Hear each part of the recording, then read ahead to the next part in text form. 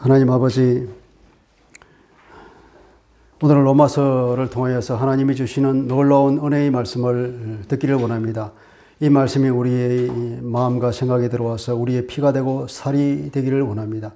이 말씀이 온전히 우리 속에 들어와서 체화되어서 이 말씀의 큰 은혜와 힘을 얻고 이제는 하나님의 자녀다운 그 놀라운 프라이드를 가지고 세상에서 기뻐하며 감사하며 살아갈 수 있도록 성령께서 우리에게 권고하여 주옵소서. 감사하며 주 예수님 이름으로 기도합니다. 아멘.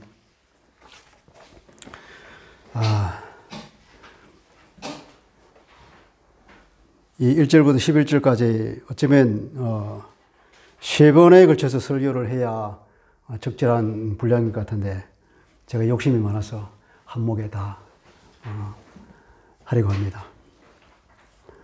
어쩌면 소화불량에 걸릴지 모르니까 끝나고 나서 소화제를 좀 잘 드시기 바랍니다. 우리 마음속에 자랑거리가 있으면 즐겁죠.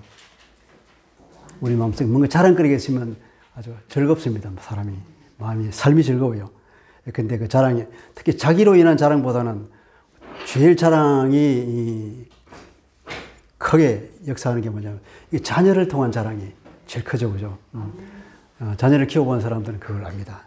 자기 자랑보다도 오히려 자녀로 인한 자랑이 더 크단 말이죠. 그리고 또 가족으로 인한 자랑, 그리고 친구로 인한 자랑, 그런 데 있잖아요. 그런 자랑거리가 많으면 아주 사람이 즐겁죠. 행복하고. 옛날에 우리 가정에 어떤 사람이 다단계 사업을 해보라고 권고하라고 한 적이 있습니다. 그 사람들이 이 다단계 사업하는 사람은 이 영업 전략이 뭐냐면 이 성공한 사람들이 그 자랑을 소개해 주는 거예요. 그런 얘기 들었습니다. 그분 얘기가 이 사업을 하고 나면 성공한다. 성공하면 이 역량이 어디까지 가나? 자손 만대까지 내려간다. 내가 이제 돈을 충분히 벌어서 이제 돈으로부터 이제 뭐 이런 그 걸림이 없는 거예요. 그리고 이 내가 누리는 이 돈으로부터의 자유를 이 후손까지 누리고 있다. 그게 얼마나 자기를 행복하게 만들고 자랑스럽게 만들고 또 기쁘게 만드는지 모른다고. 그러면서 그분이 한 얘기가 그걸 생각하면 자기가 자다가도 벌떡 일어나서 웃는다 그래. 얼마나 기쁘겠습니까? 이제 돈으로부터 완전 해방이야. 이 사업을 하면. 여러분, 그런 마음의 즐거움이 있으면 얼마나 좋겠습니까? 그런데 그보다도 더 좋은 참된 자랑을 우리가 찾아야 돼요, 사실은. 그것들은 다 없어질 것입니다. 그러나 영원히 가는 그런 자랑거리가 우리가 있다는 것을 알아야 되겠죠. 로마서는 1장부터 4장까지가 뭐냐면 이제 믿음으로 의롭다 함을 받는다는 그런 영적 진리를 가르치고 있습니다. 복음이 무엇이냐, 그리고 우리 모든 사람들 얼마나 죄 가운데 떨어져 있으면 하나님의 진노가, 하나님의 심판이 기다리고 있는지를 얘기하면서, 그래서 우리가 구원받아야, 반드시 구원받아야 한다. 우리의 인간의 그 실존, 정말 절망적일 수밖에 없는 이 인간에게 반드시 구원이 필요한데 그 구원이 어떻게 오느냐?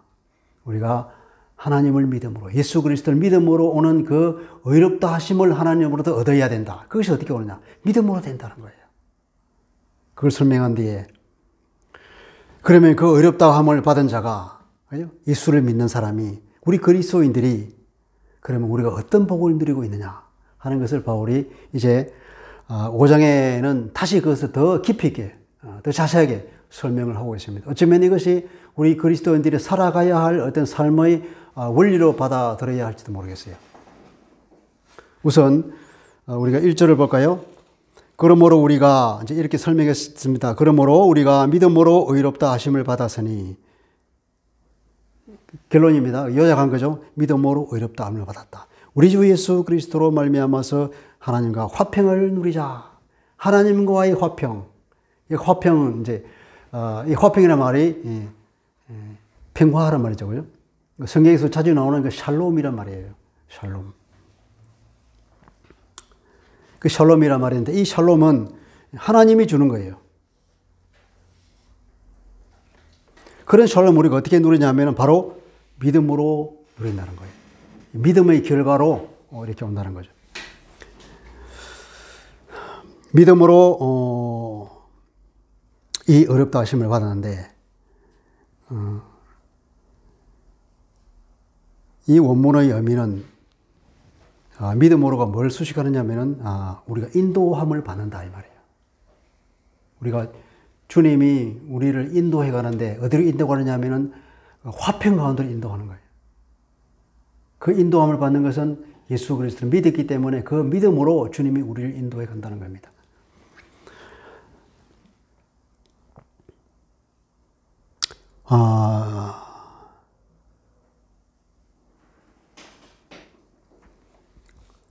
그렇습니다. 원문은 그래요.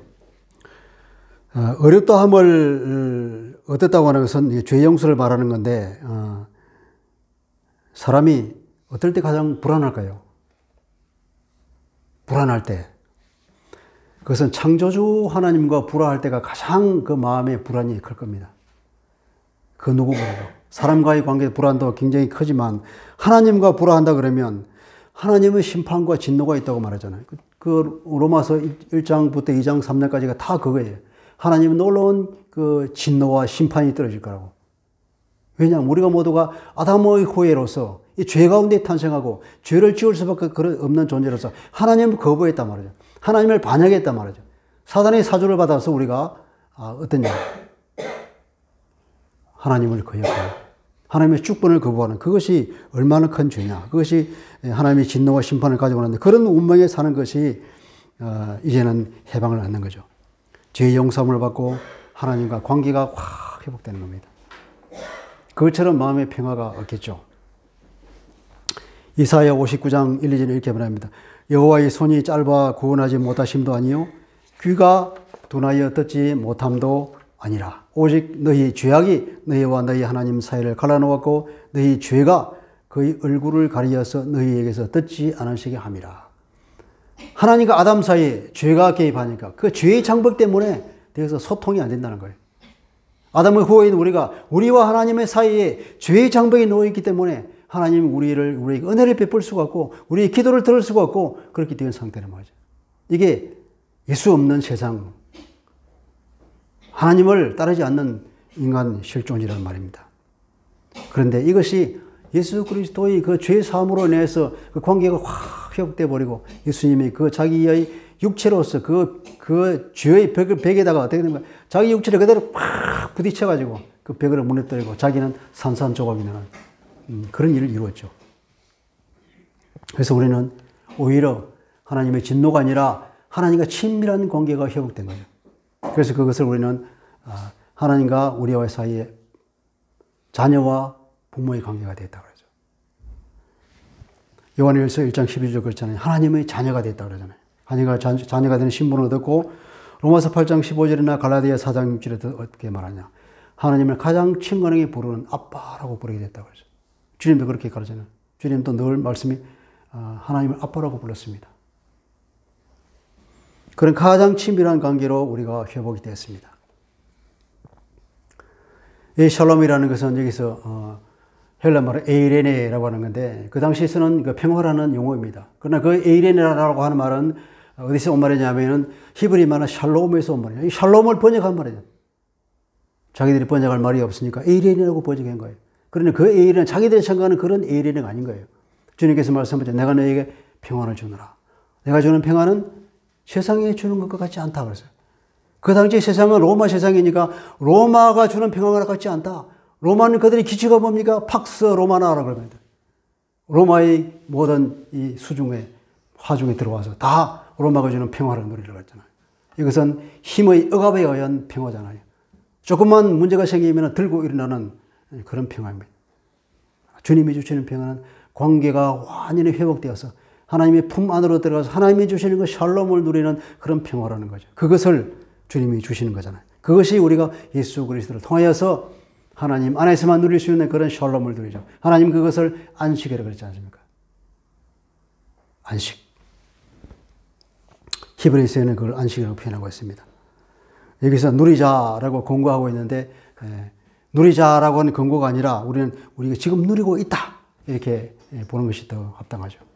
이거는 이 사본이 어떤 사본은 누리자 되어 있고 어떤 사본은 우리는 누리고 있다 이렇게 되어 있어서 그렇습니다. 그런데 뒤에 나오는 말, 근데 10절이나 11절 보면 우리가 하나님과 이미 화목했다 그랬잖아요. 한번 했다 그랬기 때문에 오히려 누리자는 권고보다는 우리가 누리고 있다. 그렇게 보는 것이 더 맞겠죠. 그 사본이 지금 대다수의 사람들은 그 사본을 따르고 있습니다. 그러나 우리 한글 성경은 그 다른 사본을 따라서 누리자고 그랬는데 아닙니다. 우리는 지금 누리고 있습니다. 하나님과의 화평을, 우리 그 샬롬을 하나님을 향해서 우리가 원문에 아니면 가지고 있다는 거예요. 우리가 지금 그것을 가지고 있는 거예요. 얻었던 거예요. 얻어서 지금 가지고 있는 거예요. 그러니 우리가 얼마나 행복한 상태입니까? 아멘.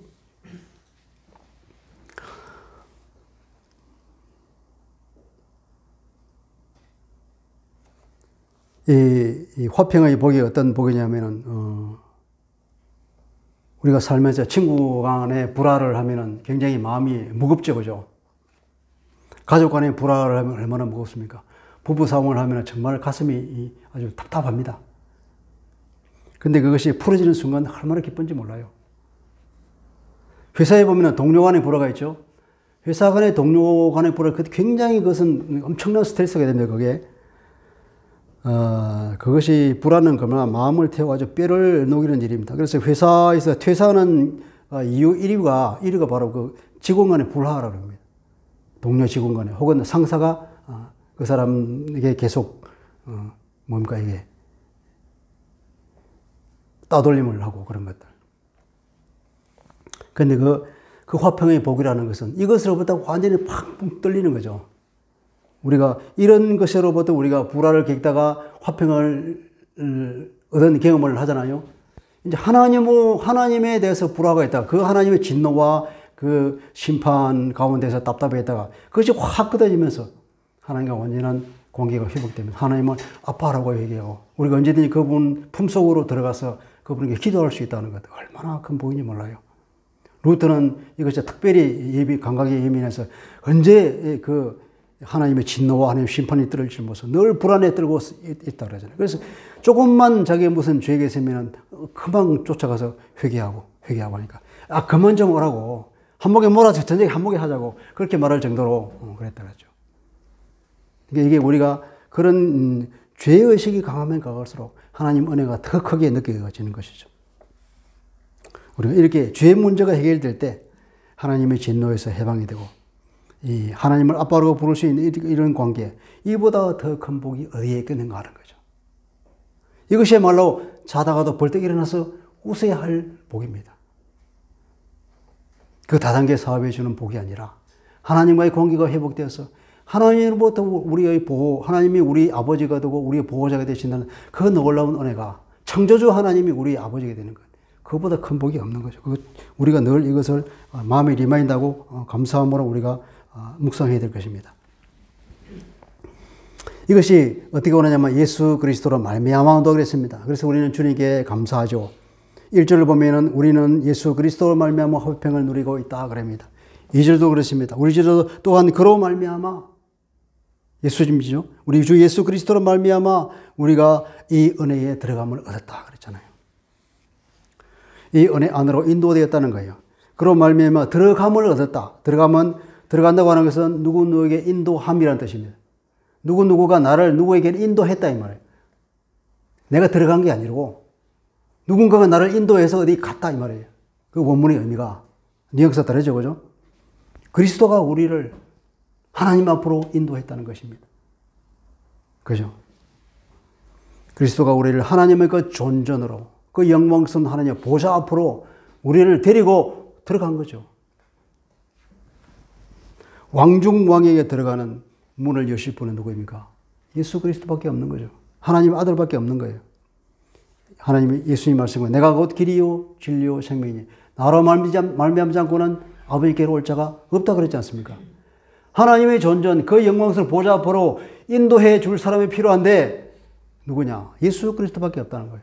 지금도 보면 지금 왕이 있잖아요. 왕실에 있는 그 나라에 가면 그 아무 한 데는 못 가는 거예요. 그 왕 앞에 들어가기 위해서는 대통령에게 가는 것보다 훨씬 더 많은 까다로운 그런 보안 절차를 거치고 온갖 그 절차를 다 통과한 뒤에 그 왕 앞에 나간다고 해요. 하물며 만왕의 왕이신 창조주 하나님 그 보좌 앞으로 나갈 때에 얼마나 두렵고 떨리겠습니까? 그 존전으로 인도해 가는 분이 누구냐? 우리 주 예수 그리스도 말미암아 우리가 그 하나님의 보좌 앞으로 나가게 했다. 할렐루야. 아멘. 들어갔다고 하는 것은 우리가 지성소에 들어갔다고 하는 그것을 떠올릴 수 있겠죠. 그림이 바로 그런 그림이에요. 하나님의 영광의 보좌 앞이라는 그 지성소 앞으로 들어갔다. 예수님의 인도를 받아서. 히브리서 6장 19절 20절 이렇게 말합니다. 우리가 이 소망을 가지고 있는 것은 영혼의 닭과 같아서 튼튼하고 견고하여 휘장 안으로 들어가나니. 휘장이 뭡니까? 성소와 지성소를 가르고 있는 그 휘장이에요. 가운데. 그 휘장을 통해서 지성소로 들어가는 겁니다. 그리로 앞서가신 예수께서 앞서가시다 그러네요. 우리 인도하는 그분. 멜기세덱의 반차를 따라 영원히 대제사장에 대해서 우리를 위하여 들어가셨느니라. 히브리서는 이렇게 표현하고 있죠. 그림이 조금 다르지만 어쨌든 이런 그림이에요. 현재 우리는 이 은혜 안에 서 있습니다. 그죠? 생각만 해도 감사하죠. 우리는 그것이 자랑스럽습니다. 서 있다 그래요. 서 있다는 것도 확고하게 그리고 굳건하게 서 있다는 그런 뜻입니다. 그냥 서 있다는 거 아니에요. 분명하게 확실하게 서 있는 겁니다. 아주 굳건하게 서 있습니다. 우리가 서 있는 이 자리에 아무도 우리가 밀어낼 수가 없는 것을 의미하고 있습니다. 이것은 움직일 수 없는 사실이죠. 이것을 우리가 하나님의 보좌 앞으로 나가서 그 하나님과 완전한 관계가 회복되어서 하나님과 완전한 화평을 누리고 있는 샬롬을 누리는 하나님이 주신 그 모든 안식을 누리고 있는 상태가 되었다 이 말이에요. 할렐루야. 이것이 우리가 예수 그리스도로 인하여서 의롭다 함을 받은 결과 중 1번입니다. 두 번째는 우리는 자랑한다 이 말이에요. 자랑한다. 우리는 이런 자랑거리가 있다는 거예요. 다른 게 사업을 벌여서 우리가 성공해서 우리가 자랑거리가 있는 것이 아니라 우리가 하나님으로 인하여서 우리가 이 구원 때문에 자랑한다는 그 자랑이 우리에게 있는 거예요. 예수 그리스도를 믿는 우리에게는 이런 자랑거리가 다 있다는 거예요. 2절을 봅니다. 또한 그로 말미암아 우리가 믿음으로 서 있는 이 은혜에 들어감을 얻었으며 하나님의 영광을 바라고 즐거워하느니라. 하나님의 영광을 바라고 즐거워하느니라. 우리는 즐거워한다는 원래 의미는 뭐냐면 이것이 자랑한다는 거예요. 우리가 자랑하고 있다. 자랑은 그 안에 즐거워하는 것이 포함되어 있겠죠. 그러나 그 같은 의미는 우리가 자랑하고 있다. 하나님의 영광에 대한 소망 때문에 우리는 자랑하고 있다 이 말이에요. 하나님의 영광에 대한 소망 때문에 하나님의 영광에 대한 그 소망을 자랑한다 그 말이겠죠. 우리는 소망이 있는 거예요. 어떤 소망이냐? 하나님의 영광 속으로 들어갈 것이라는 미래의 소망. 하나님의 영광. 하나님 그분만 해도 얼마나 영광스럽습니다. 생각만 해도 그러면 모든 만물을 창조하시고 지금도 온 우주를 다스리고 계시는 선하신 그분, 우리를 지극히 사랑하시는 그 영광스러운 하나님. 그 하나님 그 영광 속으로 들어갈 소망이 우리에게 있으니 이것이 우리에게 자랑이고 자도 선생 도를 자랑하고 우리가 자다가 깨도 자랑이요. 길을 가다가도 자랑이요. 생각할 때마다 자랑거리가 된다는 이 말이에요. 할렐루야. 우리는 하나님 그 영광의 소망 때문에 자랑합니다. 하나님의 영광 소망이 무엇입니까? 하나님의 영광에 들어갈 소망입니다. 하나님의 나라에 들어가서 온갖 영광스러운 것을 누릴 것을 생각하니까 자랑스럽다 이 말이죠. 영광스러운 하나님의 곁에서 그분이 백성이 됩니다. 그분이 자녀가 됩니다. 그분 곁에 있다는 그 자체가 영생이 아니겠습니까? 성소국자가 되고 그분을 섬기고 찬양하며 이 영생을 누린다는 것, 그리고 주님과 함께 모든 피조 세계를 앞으로 다스릴 것이라는 것. 하나님의 나라는 하나님의 통치를 말하는 거죠. 그 통치 속으로 들어갈 때 우리는 주님과 함께 주님이 위임받은 그 모든 통치권을 가지고 함께 그 통치를 누리게 되는 것입니다. 이것이 우리의 자랑거리죠. 3절에 갑니다. 다만 이뿐 아니라 우리가 환난 중에도 즐거워하는 하나니 그렇습니다. 우리가 이것을 자랑할 뿐 아니라 우리가 환난까지도 자랑하게 된다 이 말이에요. 너무나 큰 그 하나님의 영광을 생각하면 우리에게 지금 닥치는 환난 이것조차도 오히려 자랑거리가 될 수밖에 없어요. 너무나 그 영광이 크기 때문에. 환난의 일은 무엇입니까? 억압하는 것입니다. 고난을 받는 것입니다. 막 내리누르는 겁니다. 누르 쥐어짜오르는 그것이 환난이죠. 이것은 어떤 그림이냐면은 마치 기름을 짤 때 깨를 이렇게 막 위에서 막 프레스를 가지고 눌러버리잖아요. 그런 것이 환난입니다. 그것이 고난입니다. 이 땅에서는 그리스도인이 누구나가 겪는 것입니다. 그것은 고통스러운 것입니다. 눌러서 기름을 다 짜버립니다. 우리 속에 있는 죄의 독소들을 다 뽑아내버리는 거예요. 그것은 그런 고통 아무도 원하지 않는 것입니다. 그러나 왜 그것을 자랑할까요? 3절 4절 이렇게 말하죠. 이는 그 이유는 환난은 인내를, 인내는 연단을, 연단은 소망을 이루는 줄 알기 때문이다. 그러죠. 그 환난 이후, 환난 너머의 그 영광을 바라보기 때문에 오히려 그것조차도 자랑하게 된다. 그것이 그리스도인이 자랑하는 두 번째 자랑이죠. 우리는 그 환난이 당연합니다. 왜냐하면 주님이 그렇게 말씀하셨어요. 요한복음 15장 19절에 보면은 너희가 세상에 속하였으면 세상이 자기 것을 사랑할 것이나 너희는 세상에 속한 자가 아니요 도리어 내가 너희를 세상에서 택하였기 때문에 세상이 너희를 미워하느니라. 우리가 소속이 달라서 그런 거예요. 소속이. 이 땅은 마귀 소속이에요. 사탄 소속이에요. 그러나 우리는 예수 믿는 사람은 하나님 소속이기 때문에 소속이 달라서 마귀의 공격을 받고 있는 거예요. 이 땅은 어떻게 누군가 표현할 때를 마귀가 쿠데타를 일으켜서 잠시 지금 정권을 잡고 있는 그런 상태라고 말하고 있죠. 현재는 지금 마귀가 정권을 잡고 있습니다. 그 반대되는 예수당은 핍박을 당하게 되어 있는 거예요. 우리는 소속이 다르기 때문에 이 핍박이 반드시 오게 되어 있습니다. 이런 과정은 이 땅을 살아갈 때에는 사단이 지배하고 있는 이 정권을 잡아가고 있는 이 잠시의 기간 동안에는 뭐냐면은 우리가 구원의 여정을 가고 있는 거기에 반드시 있게 될 필수 과정입니다. 바울이 그렇게 말했습니다. 바울이 1차 전도 여행을 떠나면서 루스드라를 갔죠. 루스드라에 가서 어떻게 됐습니까? 돌에 맞아 죽었습니다. 죽었는데 살아났어요. 살아나서 또 다른 곳으로 전도하러 갔습니다. 그러면서 그분이 계속 권하면서 하는 얘기가 그거예요. 사도행전 14장 22절입니다. 제자들의 마음을 굳게 하여 이 믿음에 머물러 있으라 권하고 또 우리가 하나님의 나라에 들어가려면 많은 환난을 겪어야 할 것이라고 하고 예수 믿으면 환난을 피할 수가 없다. 우리는 소속이 다르기 때문에 사단이 너무 우리를 질시해서 우리를 무너뜨리려고 그렇게 많은 고통을 준다는 거죠. 그러나 우리는 하나님의 자녀로서 저 멀리 저 미래에 있는 그 하나님의 놀라운 영광을 바라보면 이 환난조차도 기쁨으로 받을 수 있고 이 환난이 오히려 뭐냐면 그 영광을 더 빛나게 하기 때문에 그렇다는 거예요. 왜 그렇습니까? 첫째, 환난은 인내를 준다고 합니다. 인내는 헬라말로 휘퍼모네라고 하는 말인데 무슨 말이냐면 휘포라고 하는 것은 아래라는 거. 영어 휘포라는 말 있죠, 그죠? 하이퍼 그런 말이죠. 아래라는 거죠. 모네라고 하는 그 리메인이라는 겁니다. 메노라는 건데. 그죠? 아래 뭔가 나를 짓누르는 그 프레스가 나를 강하게 누르는데 그 밑에 내가 있다는 거예요. 그 밑에 내가 머물러 있는 거예요. 그 밑에 버티고 있는 것입니다. 그것이 있는 거죠. 그것이 인내입니다. 그런 인내를 만들어낸다는 것이죠. 끝까지 포기 않는 정신입니다. 이 정신이야말로 세상을 이기는 정신입니다.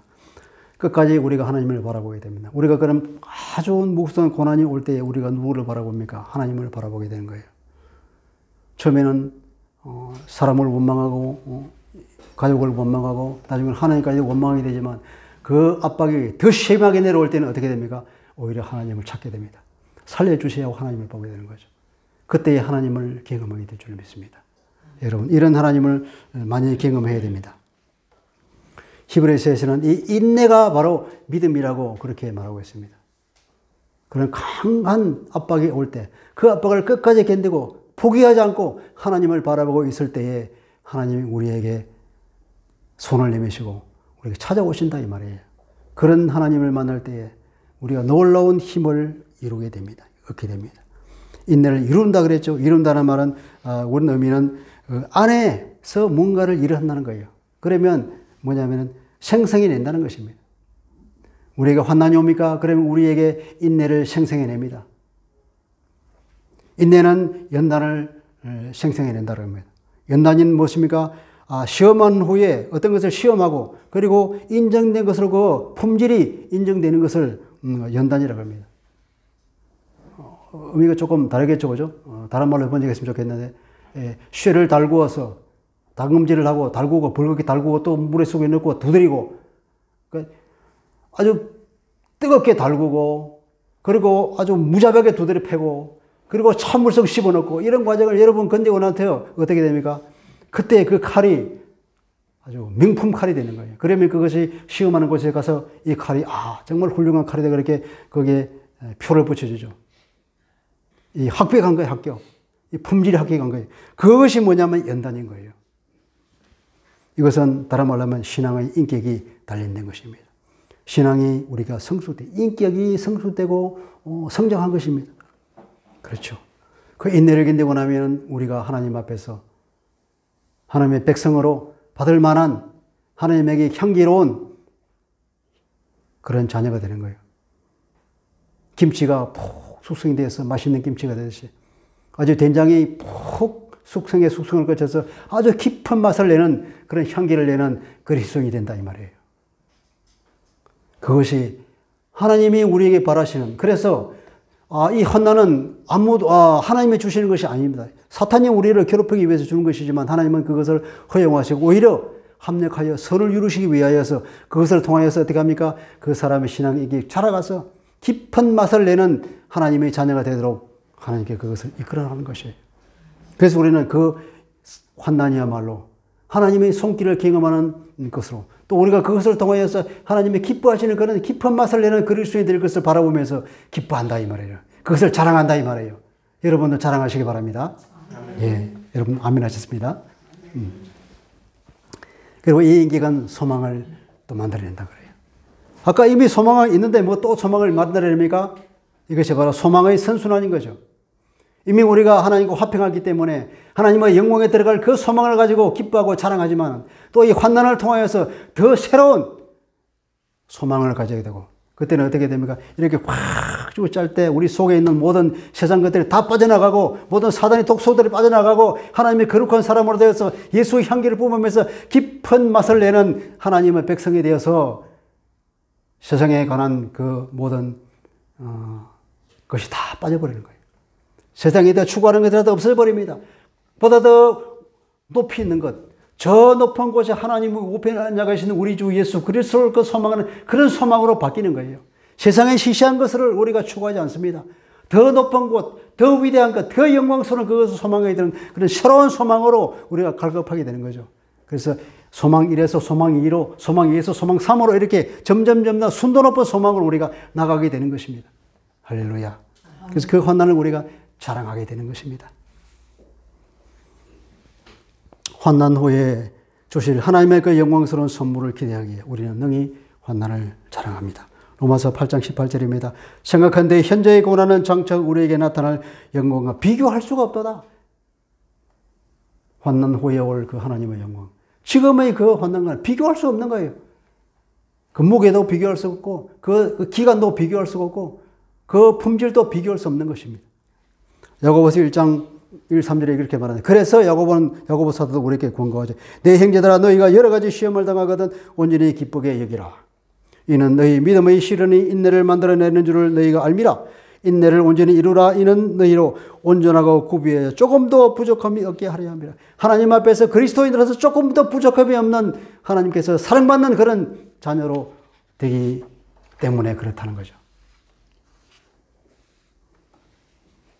11절입니다. 그뿐 아니라 이제 우리로 화목하게 하신 우리 주 예수 그리스도로 말미암아 하나님 안에서 또한 즐거워하느니라. 하나님 때문에 또한 자랑하느니라 이 말이에요. 그래서 우리는 하나님을 자랑하는 사람입니다. 첫째는 그 소망을 자랑하죠. 두 번째는 환난 조소도 자랑하죠. 세 번째는 이 모든 걸 이루시는 하나님을 자랑합니다. 하나님 바로 예수 그리스도 성삼위 하나님을 자랑하는 거죠. 우리가 하나님 안에서 그래서 하나님을 인하여, 그죠? 하나님 때문에, 다른 말로 하면 바로 하나님을 자랑하는 거예요. 그 일을 이루신 우리 주 예수 그리스도를 자랑하는 것입니다. 우리는 눈만 뜨면 바로 우리 주님을 자랑하고 우리 하나님을 자랑하게 됩니다.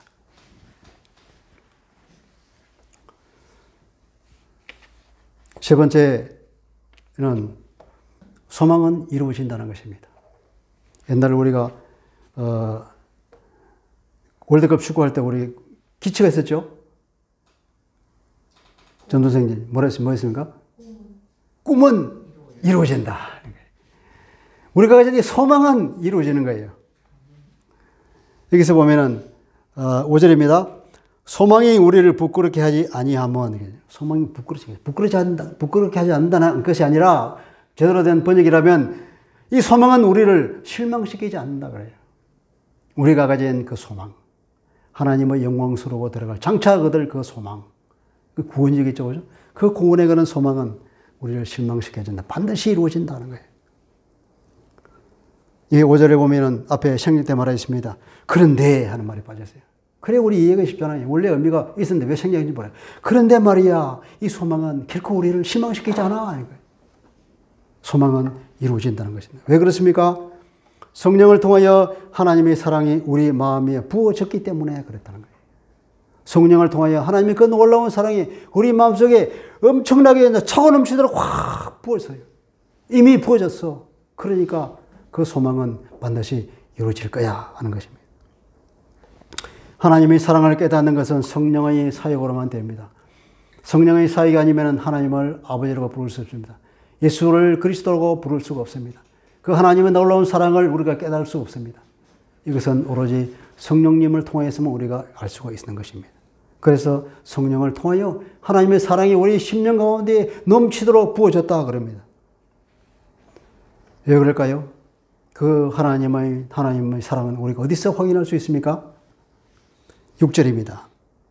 우리가 아직 연약할 때에 기약대로 그리스도께서 경건치 않은 자를 위하여 죽으셨도다. 여기 앞에 생일 때 말이 있습니다. 말하자면 이를테면 이 말이에요. 이를테면 이런 말이야. 바울이 말하고 있죠. 무슨 말이냐? 그리스도께서 경건하지 않은 자를 위해서 죽으셨어. 경건하지 않은 자라고 이렇게 돌려서 말하지만 제대로 말하자면 죄인 이 말이에요. 죄인. 하나님을 대적한 그 대적자, 반역자, 하나님의 원수. 우리가 하나님의 주권을 거부하지 않습니까? 아 싫어요. 내 마음대로 살 거예요. 하지 않습니까? 하나님을 대적하고 하나님을 거부하고 하나님께 반역하고 심지어는 하나님 사단의 종노릇을 하면서 하나님을 심지어는 대적하면서 그분을 폄하하고 그분을 욕하고 그런 것들이 우리 아니었습니까? 세상 모든 사람이 그렇지 않습니까? 그런 사람들을 위해서 주님이 죽으셨다 이 말이에요. 기약대로 하는 것은 이것도 번역이 때를 따라 하는 말이에요. 우리가 때가 참해 하는 말이죠. 그런 번역이 올바른 거예요. 공동번역은 이것을 이렇게 번역해서 당신의 때가 이르러 그랬거든요. 여기 때라고 하는 것은 우리 흔히 말하는 시간, 크로노스의 시간이 아니라 카이로스의 시간을 말해요. 카이로스의 그 시간을 따라서. 그래서 하나님께서 주신 그 때를 따라서 바로 이때에 바로 그 하나님의 계획에 가신 딱 그때에 주님께서 그 경건치 않은 사람을 위해서 죽으셨다. 딱 타이밍을 맞추었어. 7절 8절입니다. 의인을 위하여 죽는 자가 쉽지 않고 선인을 위하여 용감히 죽는 자가 혹 있거니와 그랬죠. 7절 8절은 6절을 부연해서 설명해 주는 것입니다. 주님께서 그런 죄인을 위해서 죽으셨는데 이것이 어떤 의미냐 하면은 자, 너 생각해 봐. 사람들이 의인을 위해서 죽는 경우가 있는가 생각해 봐. 물론 죽을 수도 있겠지. 근데 의인을 위해서도 사람은 자기 목숨을 내놓지 않아 이 말이에요. 그리고 또 선인을 위해서 용감히 죽는 자가 혹 있거냐. 그리고 선한 사람을 위해서 죽는 경우가 있겠어? 나한테 그렇게 선을 많이 베풀어주고 내가 당신이라면 내가 목숨까지 바치겠습니다. 이런 말 하잖아요. 그럼 선을 많이 베풀어주면 그렇지만 때가 되면은 안면 몰수하는 것이 인간의 마음 아닙니까? 선인을 위해서도 진짜 용감한 사람이면 그런 죽음을 이룰 수 있어요. 용감한 사람이면 혹 어쩌다가 있을 수 있어. 그러니까 사람은 남을 위해서 죽을 수 없다 이 말이에요. 그렇죠, 그죠? 그런데 어떻게 죄인을 위해서 사람을 죽을 수 있는가? 이게 난센스에 있을 수 없는 일이에요. 이거는 있을 수 없는 일. 이건 도저히 생각할 수 없는 문제야. 상상할 수 없는 문제야. 그런데 말이야. 그런데 바로 그 죄인을 위해서 주님께서 죽으셨다는 거 아니야 이 말이에요. 우리가 아직 죄인이었을 때 그리스도께서 우리를 위하여 죽으심으로 하나님께서 우리에 대한 자기의 사랑을 확정하셔야 된다. 하나님에 대한 우리에 대한 하나님의 그 사랑을 보여주고 계신다 이 말이에요. 과거형이 아닙니다. 보여주고 있어. 지금도 보여주고 있어. 지금도 우리가 주님의 십자가를 생각하면 하나님 우리를 얼마나 사랑하는지를 우리에게 분명히 보여주고 드러내고 증거하고 있다는 거예요. 이스라엘 사람들한테 그랬습니다. 하나님 우리를 언제 사랑했습니까? 말라기에서 말합니다. 언제 하나님 우리를 그렇게 사랑했다고 말하는 거예요? 십자가를 뜨면 내가 너희를 사랑한다. 그래도 나의 사랑을 믿지 못하겠냐? 그 하나님의 사랑. 그 하나님의 사랑이 우리 심령 가운데 성령을 통해 가득히 부어주어서 우리를 충분히 알게 해주었기 때문에 이제는 그 하나님의 사랑, 그렇게 우리를 사랑해 주시니 어찌 우리가 마지막 우리의 소망이 이루지 않겠냐? 꿈은 이루어지는 것입니다.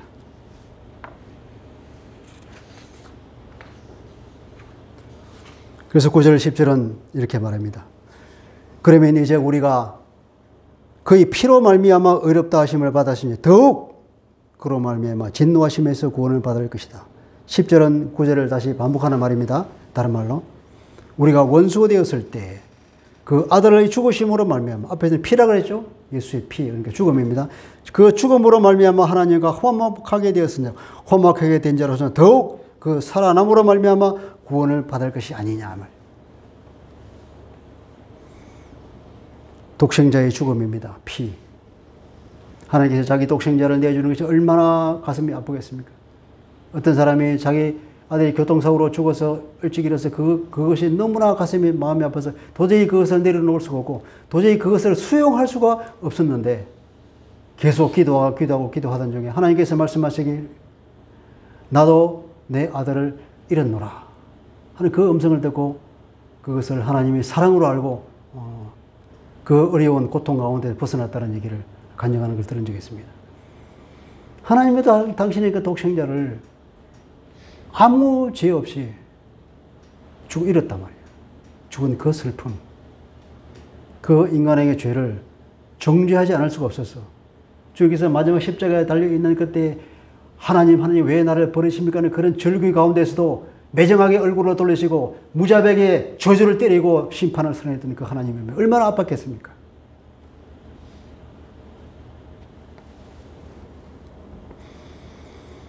그런 매우 어려운 일을 하나님께서 이루셨는데 이제 나머지 남은 일, 그 진노를 우리에게서 거두어가는 일은 얼마나 쉬운 일이겠습니까?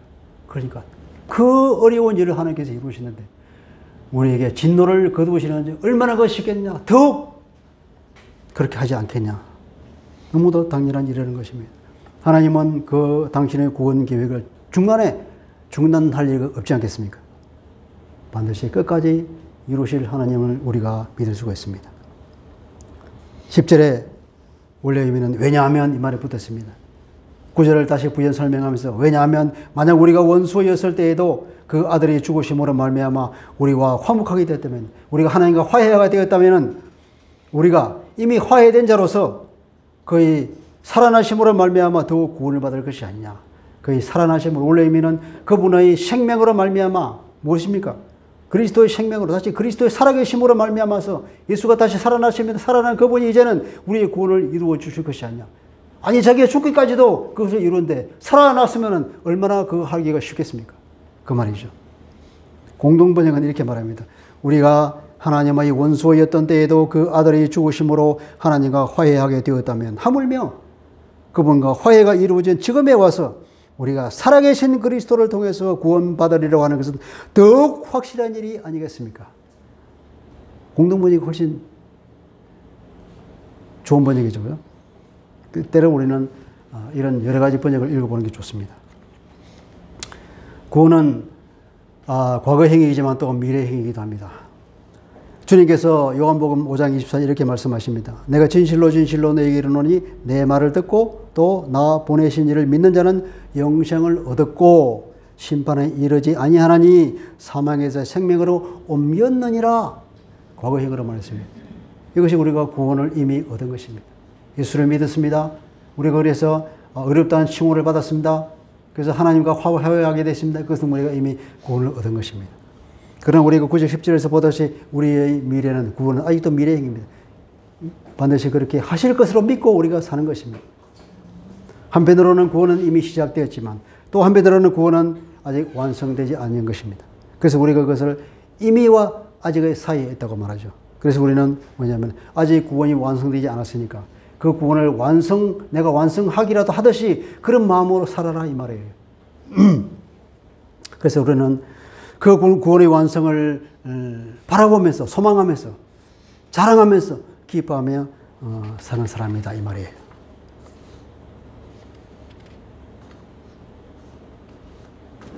자, 정리를 해봅니다.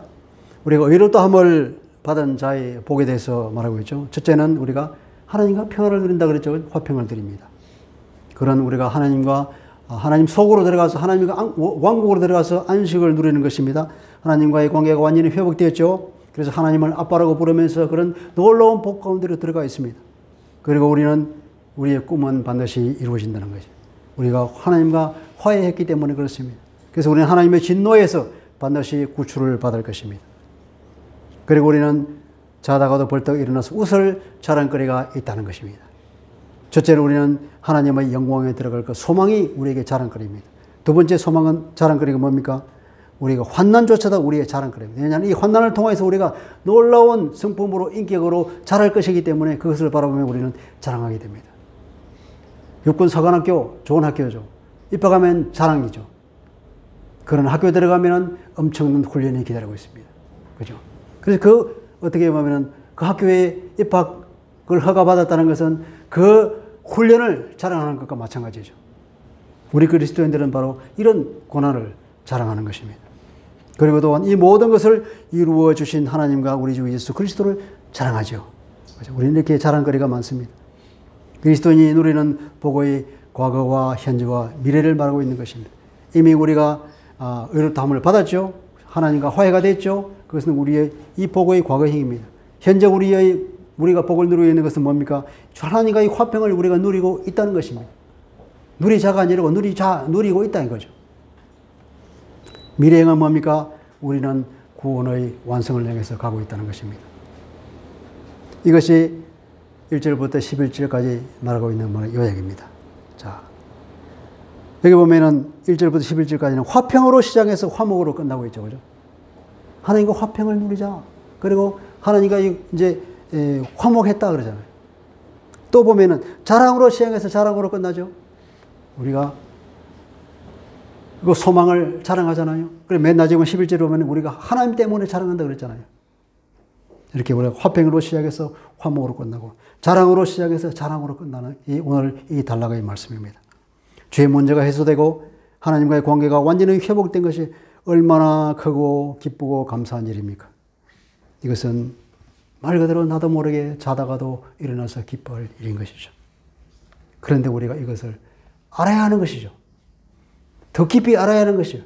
깊이 알면 알수록 우리가 기쁨과 자랑이 더 많아지는 것입니다. 우리가 모르기 때문에 혹은 희미하게 알기 때문에 이것을 묵상하지 않기 때문에 그냥 흘러넘기기 때문에 그리스도인으로서의 자랑을 누리지 못한다 이 말이에요. 이 영적 진리를 더 깊이 알면 알수록 우리 자랑거리도 많아지고 우리의 삶도 활력이 있을 줄도 믿습니다. 네. 계속 우리가 이것을 묵상하고 곱씹으시기를 바랍니다. 이 진리를 마음 깊이 간직하고 하나님과 완전한 화평을 날마다 누리고 날마다 이 우리의 신분과 그 소망과 우리 하나님을 자랑하면서 하나님께 감사하면서 그리고 사는 우리가 되시기를 바랍니다. 기도합시다. 고마우신 아버지 하나님, 오늘 로마서 5장에서 말하고 있는 하나님으로부터 어렵다고 함을 받은 사람이 받을 이 복에 대해서 받았습니다. 주님, 우리가 이로 인해서 얼마나 우리가 자랑스러운 존재가 되는지 모릅니다. 창조주 하나님과 완전한 관계가 회복돼서 화평을 이루고 하나님 안에서 우리가 주님을 마음껏 누리며 미래의 일을 우리 거두는 소망이 이루어질 걸 바라보며 이 땅에 비록 우리가 환난이 오지만 그 환난 이후에 올 놀라운 그 영광을 바라보기에 그조차도 자랑하는 우리가 되었음을 보게 됩니다. 하나님 감사합니다. 우리가 늘 주님을 자랑하고 주님께 감사하며 우리 이 구원을 이 받은 구원과 그 소망을 감사하며 자랑하며 우리가 만나는 모든 사람들에게 오고 오는 세대에 자랑할 수 있는 사람이 될 수 있도록 하여 주옵소서. 감사하며 예수 그리스도 이름으로 기도합니다. 아멘.